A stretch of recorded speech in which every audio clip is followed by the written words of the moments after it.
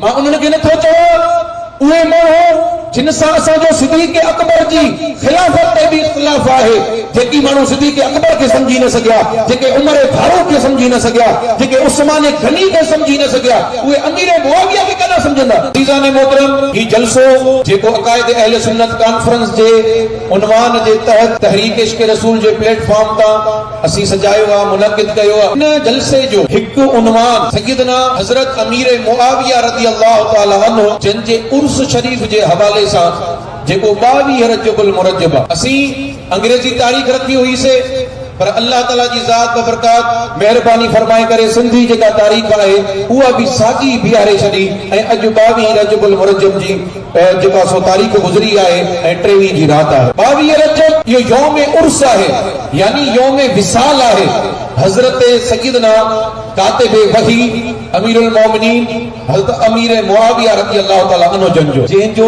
नालो खणण खां बि माण्हू शिरक था भरनि, जंहिंजे नाले खणण खां बि माण्हू कीबाइनि था, जंहिंजे नाले खणण सां माण्हुनि खे छुरा था लॻनि, जंहिंजे नाले खणण सां माण्हुनि जा मुंहं फिरी था वञनि। यकीन रखो हर हिकु दौर, हर हिकु वक़्त, हर हिकु टाइम में मुख़्तलिफ़ मयार हूंदा आहिनि। कंहिंखे झांचण जा, कंहिंखे परखण जा, कंहिं शइ खे तोड़ण जा मुख़्तलिफ़ मयार हूंदा आहिनि। कंहिं इलाइक़े में, कंहिं शहर में, कंहिं वक़्त में, कंहिं टाइम में को मयार हूंदो आहे ऐं कंहिं वक़्त में को मयार हूंदो आहे। मयार मटिजंदा रहंदा आहिनि, शयूं मटिजंदियूं रहंदियूं आहिनि। को अहिड़ो वक़्तु हुयो जंहिं वक़्त में रसूलुल्लाह सल्लल्लाहु अलैहि वसल्लम जन महबूबन वाज़े तौर ते फरमायो, सरकार फरमायो त ए अली तोसां मोहब्बत न कंदो पर मोमिन। उन दौर जो मयार हुयो, उन वक़्त जो मयार हुयो।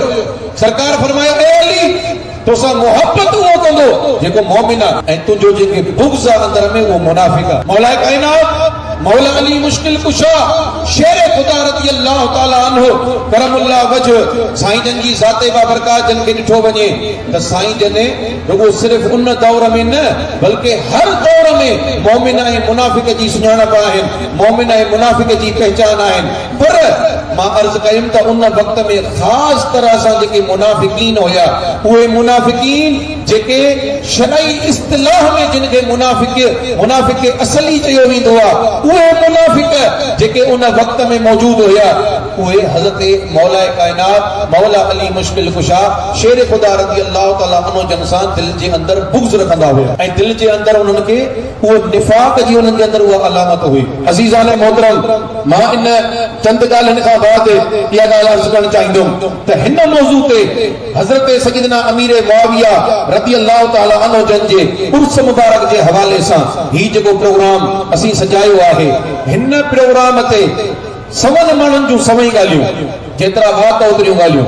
कोई चवे थो त इहा ख़ारिजियत आहे, कोई चवे थो त इहा नासबियत आहे, कोई चवे थो त इहा अहले बैत सां दुश्मनी आहे, कोई चवे थो त हीअ ॻाल्हि आहे, कोई चवे थो हीअ ॻाल्हि आहे। हा, जेतिरा वात ओतिरियूं ॻाल्हियूं, पर हक़ीक़त में मसलो छा आहे? मां थोरो हिकिड़ो तव्हां दोस्तनि खां हिकिड़ो जवाब थो वठणु चाहियां।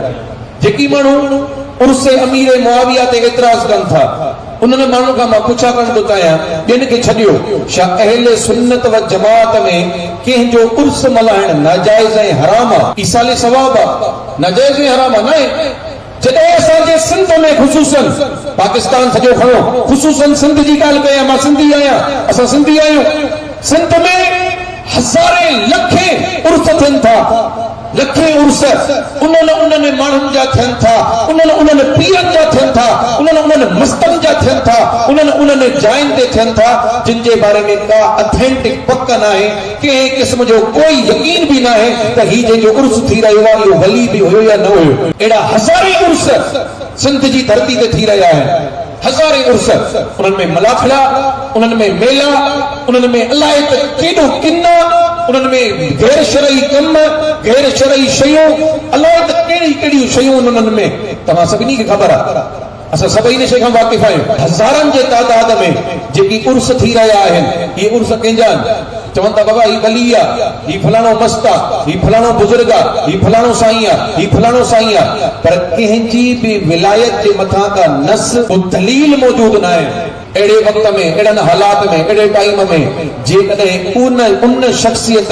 जंहिंजी विलायत जेका आहे उहा ईअं न आहे त रुगो असांजो ख़्याल आहे, असांजो गुमान आहे, बल्कि असहाबीअ जी विलायत जेका आहे उहा त नस्म साबित आहे। असहाबी त वली आहे ई आहे, असहाबी जी विलायत त साबित आहे। हज़रत अमीर मुआविया रज़ियल्लाहु तआला अन्हु जंहिंजे उर्स मल्हाइण जे मथां जेकॾहिं कोई एतिराज़ करे थो त उनखे 100 एतिराज़ करणो पवंदो, इहो त उहा सहाबी न आहे। या त जुरत करे, मां उन्हनि खे नथो चवां उहे माण्हू जिन सां असांजो सिद्दीक़ अकबर जी ख़िलाफ़त ते बि इख़्तिलाफ़ आहे, जेकी माण्हू सिद्दीक़ अकबर खे सम्झी न सघिया, जेके उमर फारूक खे सम्झी न सघिया, जेके उस्मान गनी खे सम्झी न सघिया, उहे अमीर मुआविया खे केॾा सम्झंदा? उहे केॾा सम्झंदा? उन्हनि माण्हुनि सां गुफ़्तगू ई न आहे, उन्हनि सां ॻाल्हाइण ई न आहे इन मौज़ू ते। असीं उन्हनि माण्हुनि सां ॻाल्हाए रहिया आहियूं जेकी माण्हू सिद्दीक़ अकबर खे मञण वारा आहिनि, जेकी फारूक आज़म खे मञण वारा आहिनि, जेकी उस्मान गनी खे मञण वारा आहिनि। मां उन्हनि माण्हुनि खां सवाल थो कयां, छो था मञो अबू बकर सिद्दीक़, उमर फारूक, उस्मान गनी खे? उन्हनि जे मथां जेके इल्ज़ामात आहिनि उहे त अमीर मुआविया जी शख़्सियत खां बि वॾा इल्ज़ाम आहिनि।